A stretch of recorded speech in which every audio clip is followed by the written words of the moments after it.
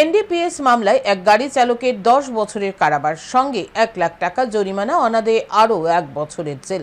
গাঁজা পাচারের অভিযোগে দোষী সাব্যস্ত হয় গাড়ি চালক।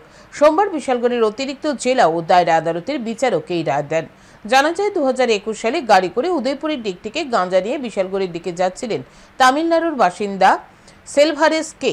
তখন গোপন খবরের ভিত্তিতে বিশালগড় থানার পুলিশ তাকে আটক করে গাড়ি আটক করে উদ্ধার করে ৩,৯৯০ কেজি গাঁজা বহিরাজ্যে পাচার করার জন্য গাঁজাগুলি নিয়ে যাওয়া হচ্ছিল। বিশালগড় থানার পুলিশ একটি মামলা গ্রহণ করে। আদালতে চার্জশিট পেশ হয়। সাক্ষ্যবাক্য গ্রহণের পর অবশেষে সোমবার দুপুরে আদালতের বিচারক রায় দেন। আদালত 10 বছরের কারাদণ্ড ও 1 লক্ষ টাকা জরিমানা করে চালককে। একথা জানান সরকারি আইনজীবী।